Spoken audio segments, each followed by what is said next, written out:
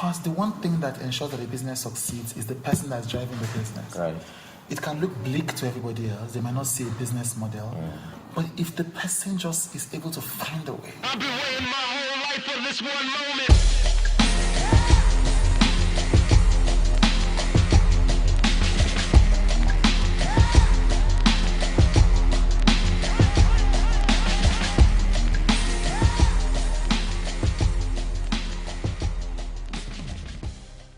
Welcome to the Story of Success. My name is Jesse Dan-Yusuf. I started a company called Fireworks July 2017. It is a creative digital media company based in Abuja, Nigeria. We combine storytelling and technology to provide meaningful experiences. I've been obsessed with the story of success, African success, entrepreneurship. I believe that entrepreneurship is going to lead Africa into the promised land. And because there are so many young entrepreneurs that are doing amazing stuff around the continent, I feel that their stories should be documented.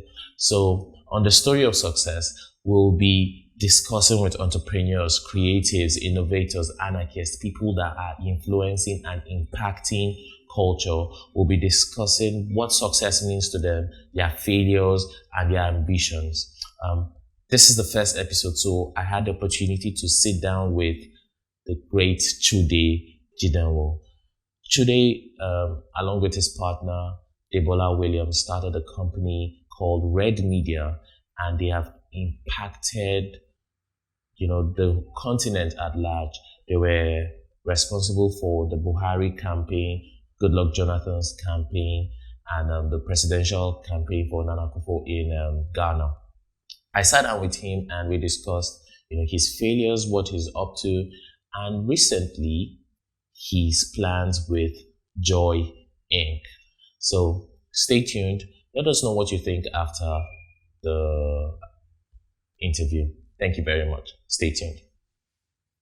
Welcome today. Thank you. When last were you in Abuja? I was in Abuja in December. Are you serious? Yes, I came. I just slipped in and slipped out. I came to spend. I was going to start this my new thing, and I went to spend time with the wisest woman in the world. Okay. Obiagile Ezekwesili. And so so I just came to Abuja to just tell her what I wanted to do. Any chance you can get her to tell her to adopt me? We'll see. She has so many children, but we'll see. Okay. Her heart is open. Okay, I really like that. Okay, so this is a podcast, and it's the story of success. And Success. Yeah, it's me interviewing people about their journey to building, interviewing entrepreneurs, creatives, innovators about their journey to becoming successful people, or how they build successful businesses or enterprises. And I said, this is our very first episode. I'm honored. We are really, really blessed, and thank you very much for honoring us. You're welcome. Thank you. Thank you. A lot of us, so many times when we think of success, we love the stories where this person started this way, and the hero's journey kind of thing, and the person is successful now. But for many successful people, there are so many, dark moments. They had stories of failures. Do you have any in your entire career that, any story of failure? Of course, no. Okay. How would I Would you like to share any? Of course, no problem. Let's share away. Actually, I'm starting a daily blog that's doing precisely this, the Daily Vulnerable, just sharing my failures, my weaknesses, my flaws. A few things. One magazine ended up failing. The magazine ended up failing because we just couldn't find a business model for what it was wanting to do. We wanted to do a magazine that captured I never know how to pronounce the proper word. The Zeitgeist. Zeitgeist. Yes, but I've given up. I keep getting it wrong. Of youth, not just music, not just entertainment, but the thing that makes us tick, the culturally important issues. Right. And the vendors told me it was going to fail. Nobody was interested in that, and they were right. Nigerians just were not buying magazines, or they were not buying that magazine. It's just a tough market. I didn't really come to that market with enough I thought I had come with careful thought, but I hadn't really thought about how to conquer the distribution and the sales. How long did Y Magazine? It stayed for how many years? Y Magazine was 2011, and it was there till I think 2014, I think. You would take 3 years? 3 years. Okay. Yeah. No, 2010, 2014, so 4 years. And it was, things can look like a success. Yeah. It was to be honest, it was a financial success. Okay. If you count the entire revenue. Right. But the thing was that at some point, the financial model wasn't sustainable. It wasn't a sales-centered model. It was an advertising-centered model. Okay. But it was a windfall advertising-centered model, which means it wasn't sustainable. You couldn't be sure every month. Yeah. And just to sell the units was so difficult. I was frustrated. It was frustrating me.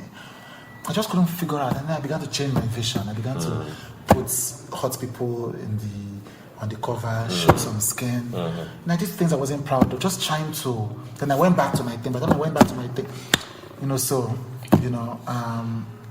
at some point I'm like, nobody sends me this message. I'm going to shut this thing down. Yeah. But like, don't shut it down. The brand is strong. I'm like, yes, but you see, that's the problem in Nigeria. There are too many brands that are strong, but are not really succeeding. Right. And I'm not really here for that. I'm like, I need to find a model to make this thing work. It needs to pay for itself. It needs to grow. If it's not doing, I have to ask myself, how am I going to sustain this? So that stopped. So that's so I had to round up the magazine, which is very painful. Because it was my favorite brand of all the brands that we had. I love magazines. So there's that failed. Was Y Magazine just physical copies, or? Y Nigeria was the online version. Oh, so Y okay. Nigeria is still on, but Y Magazine was print. Right. And just fascinating. We had such fun doing it. I remember the Omotola cover. We tried to recreate the Enough is Enough Nigeria protest. Okay. There was the Banky W cover, just the RSVP cover. Anyway, so that one died. So that's a failure story. It just wasn't. I didn't think it well enough. I didn't think about it in proper detail. I should have. Do you think people need to? Okay, there's the part where you need to really push and see. Okay, this thing may seem like it's failing. You push and it eventually becomes a success. Yeah. Or there's the part where, okay, look, this thing it's gone. Let's just drop it. Do you think people, where's the balance? There's no balance. I realize that there's a problem with entrepreneurship. Entrepreneurship is madness. And so young people come and meet me and say to me, younger people, or young people generally, this is my idea, should I do it? I said, to be honest, I can't tell you to do or not to do a business. Right. Because the one thing that ensures that a business succeeds is the person that's driving the business. Right. It can look bleak to everybody else. They might not see a business model. But if the person just is able to find a way, the most important thing for business success is the person that's driving the business. And it's the same madness that makes you see the potential when nobody sees. That's what you need to succeed. Unfortunately, that same madness can make you have tunnel vision. Yeah. Where you don't see the mistakes. Yeah. I don't think I have a cure for that. People can give you advice, but it's you really have to decide whether to take this advice or not. Right. As a business person. Because it's really, business is not an intellectual process. Business is an intellectual and an instinctive process, which means that you are feeling your way through.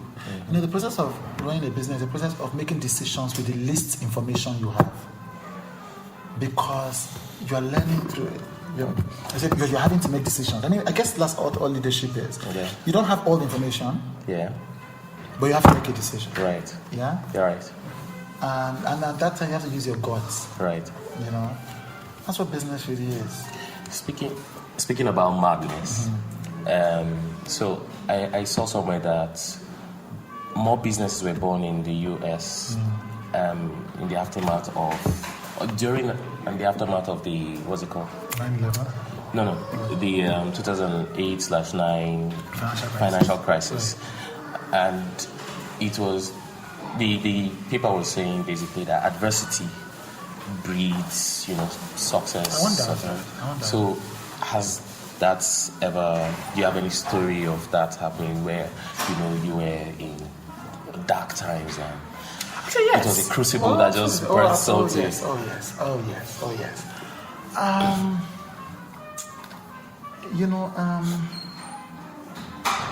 Joy Inc. came out of that. Okay. Joy Inc. came out of my depression, what I call my big bad depression, in 2016. From I think March. I can't remember the dates. I need to go and really sit down and get these dates together. But somewhere between March and September, Right. I was depressed for at least 4 months in that time, clinical depression. And it was the worst thing in the world to face. And at that time I just thought, oh God, what have I done? Why is God punishing me?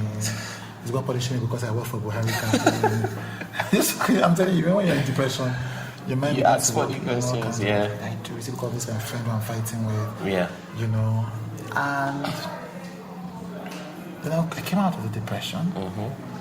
I faced my biggest fears in that depression. I faced loneliness in that depression. I faced poverty in that depression. I faced doubt in that depression. I faced all of these things in that depression. But then I came out, I felt like I was born again. I felt like I dealt with my biggest fears. I looked my biggest fears in the face.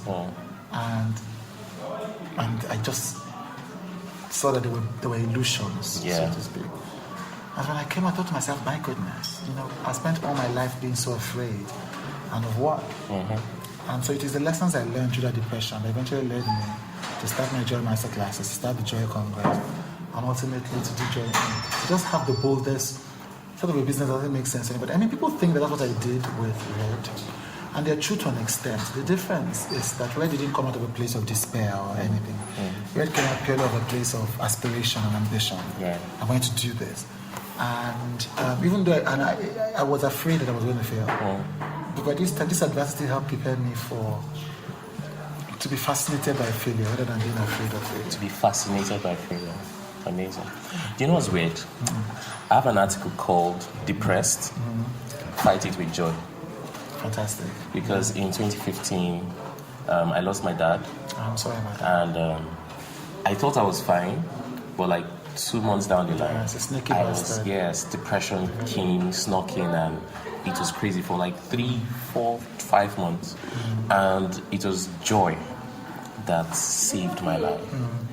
So when you come now and today, you're starting a company called Joy Inc. I know. So I'm thinking, what is the business model for selling joy? I know. How does one sell joy? I mean, there are a lot of business models. I'm just not interested in them. So the number one business model, one of the people who, when I decided to do this, I began to look for people who had done this, and I realized the depth of what Ariana Huffington had done with Thrive. Right. And the easy business model to make money for this is joy for companies. Companies have millennials are leaving companies in droves. Right. Staff are unhappy, they're burnt out, they're stressed out. People are not engaged. So this corporate Nigeria, corporate world is facing a change in the workplace that's affecting employee behavior. And so there are companies who are ready to pay for trainings, to keep their staff engaged, to keep their staff in the job for a period of time, to manage changes. But I'm not interested in doing that yet. I have too many companies asking me to do that. And I'm like, it takes so much effort. And I really want to do it right. I don't want, CEOs to come and call you, come and make my staff happy. I'm like, Oga, you first might need to. So it's like sometimes this organizational change starts from the top. And so there are all those business models. There are schools that have invited me to come and do trainings, private schools for the teenagers, and I have all these partnerships globally, and to come and do trainings for their students who are dealing with substance abuse and depression and all of that, and anxiety especially. And we do have products for those, but I'm not yet to unveil that. Because right now I just want to teach people the basics of joy. And so here's the thing. You say you're on a mission to spread joy and happiness over Africa. Yes. Well, with a focus on Western and Eastern Africa. I love moonshots, so but that it sounds, It sounds, it's ridiculous, isn't it? That's why I like it. There's no reason why it's not possible. Okay. The future awards in 10 years has reached 12 countries, and you know what? We've not even scratched the surface of the potential. The future awards is over the past I mean, statecraft has over the past 5 years worked in elections in about 5 countries. Won elections in about, well, publicly 2. I need people to free me from confidentiality agreements. And there are all these things. And so I know that it is possible because the things you need to give people joy. Yeah. It's the only reason it's money that's the challenge. Yeah. But there's money in this world. The issue Africa, is though. there's money now. Oh, there's money in Africa. There's money. Dos Santos, that is in Angola, has a lot of money. She doesn't know what she's doing with. Nigerian politicians have buried money in the ground. You don't know what they're doing with. People have chopped money with their priests. True. You know, God forgive all of us, giving money to priests. There's money. So the only thing that's going to stop me from moving is money. And you know, we're going to find those resources. And so, but there's no practical reason why we cannot teach. We cannot teach at least 25% of the youth population in Africa for the next 10 years the skills they need to live a happy life. I can't see any reason why not. That's amazing. I don't know what the business model is, but I'm not bothered about business model. I will find the business model. It will come. That's amazing. Okay, so now I love this mindset. What is success to you? Because you know, someone you are Red Media is doing amazing. I hope so. You know, and you guys are killing stuff, you know, well, from the way I'm seeing it. And Chude now writes, he's finding his truth. He's living.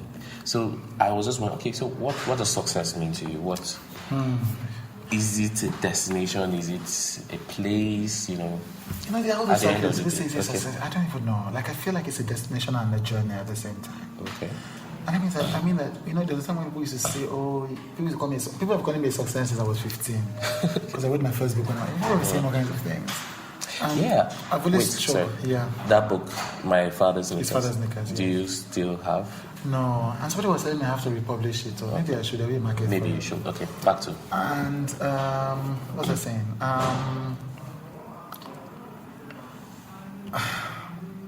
Success. Yes, success. Yes. So people have been saying this for a long time. I used to be so uncomfortable with it. Like, you can't call me a success. Like, look at this business. Look at this multi-billion-dollar business, multi-million naira businesses in more multiples than maybe our business. And I'm like, how can you call me a success? You know? But in past 3 years, I've realized, no, I am a success. Not because of the things that people call success. Because if I died today, I have done things that I never thought I would do in my life. Yeah. I mean, we're part of changing governments. We've been part of, transforming businesses and lives. Yeah. We've touched millions of people across the world. And in my personal life, I have built a spaces of joy. I mean, there are people whose lives I've touched, I've transformed, people who have mentored, ex-staff, present staff who've gone on to do incredible things. I have powerful relationships with my mother, with my best friends, with my team members, with girlfriends and emeritus. You know, I've created this chain of love around me. Right. You know, that is so strong and so nurturing of myself and people. And so if I died today, I've lived a very, very, very fascinating, highly accomplished life as a person, as a human being, and even as a professional. And so, and that's good. That's good to think about. When I think about all the things I've done, I'm really proud of myself. Amazing. That doesn't mean that there's not a lot of things I need to do that I want, but I'm not doing them because I'm trying to accomplish anything. I'm doing it because I have problems I need to solve. Yeah. And I'm like, how can you get to solving those problems? Yeah. But it's not because I know that there's not, I don't think, I'm going to be happy for the rest of my life, but it's not going to be because I achieved something else. It's going to be because I am, I love that. And every day I am aiming, so I to love speak. that. Yeah. And so whatever I'm going to do in the future, it's not going to make me any less or more happier. It's just going to be, Lord, how long are you going to keep me in this world? Okay, since we're already here, we'll keep working. Right. And that's how I see success. I love that. So for you, it's a journey and And it's a place. It's where I am now, and it's And where I'm where going you're to be going to every day. Awesome. So we're about to close this, but I want you to give me 3 or 4, 3 people that in history or present day entrepreneurs or people, creatives, whatever that are doing. It can't be entrepreneurs. Okay. Whatever, that are doing amazing Yes. work, and So, you're like, I want to be I like love this. that, yeah. I know. So weirdly, I used to think that Steve Jobs was my role model. I think he was an incredible man. right. Um, Not anymore. I mean, he's so whether it's my role model or not is irrelevant Yeah. to the fact that he's an incredible person. Yeah. But I'm like, what did I really want to learn from him? You know, just how to drive staff to stupor so that you can produce one more phone. You know, it's like, what's that? You know, like what? You know, I mean, he created these tools of beauty that I appreciate. Yeah. All my things are Apple things, my Yeah. iPad, my phone, my Yeah. everything. So to that extent, so the thing that I find that I really admire about him is his understanding of beauty, Yeah. you know, and poetry, Yeah. and he brought that into his products. So that's what I've ended up admiring. Getting from. People Okay. I admire in the world said Francis of Assisi. Yeah. You know, God, what a man! Jesus, A selfless life. just lived such a transcendent life Yeah. that. Just like, I don't know, do you guys use the F word on this podcast? Just like F you to the entire world. You know, and I'm going to just do what I want to do. Yeah. He's a man of great wealth Yeah. who abandoned his wealth to go and create communities to feed people's soul and feed people physically. And was just unmoved by greatness. But what was remarkable about him was how he was able to disrupt the Catholic Church without frightening the Catholic Church. You know, so it's like he doesn't need to abandon the church or to Yeah. leave the church, but it was clear that he didn't believe in the same things that he believed in. And it's remarkable. I don't even notice how subversive it is that this Pope chose Francis as, who is one of my, but I'm not going to call him because I only want to call one Francis. MLK. You know, the people that think that to be a man is by penis size, or how long, I don't know what they used to budget, or by how far you can shout at other people, or how many times, you know, how when you lose your dad, they told me when I lost my dad, be a man. Idiots. I hated that thing. And, you know, MLK was a man and a half. You know, you read his books, you read his letters, you read his speeches, what I'm doing now. He was a man of such beauty and such soul and such depth and such love and such hope. And yet he fought battles. Yeah. You know, he changed America and he died without a will. Yeah? So, you know, I mean, think of all those business people and all they've accomplished in their lives and compare them with MLK. And finally, Ebegele Ezekwesili. You know, Nigeria is full of mad people. Mad and wicked people. Our leaders are wicked. Ndamuso, like people say. And, you know, they need somebody to tell them that they are mad on a constant basis. Yeah. It's difficult to withstand the social pressure of conformity in this country and to just say, no, you are wrong. It doesn't matter if there are 100 of you and you are 99 of you are, and all of you are wrong. I will say you are wrong, even if you stop being my friend.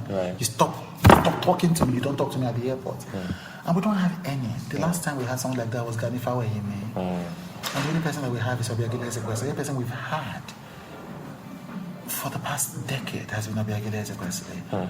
And we need her more desperately than we even know, you know. And I just like that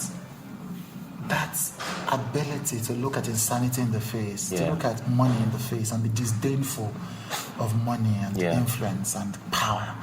Because these are not what make us human beings. And, you know, I think that she inspires me so greatly. And the things she's done in this country, just like the people that I truly adore. Those are the people I want to be like. Amazing. Chude, I'm really grateful for you. I'm glad. You're doing amazing doing stuff. this. Thank I'm you glad. very much. Thank you. Looking forward to seeing what you do with Joy Inc. I'm looking forward to seeing it as well. Testimonies and stories out. I'm really looking forward to it. Thank you. Thank you. Thank you. I've been waiting my whole life for this one moment.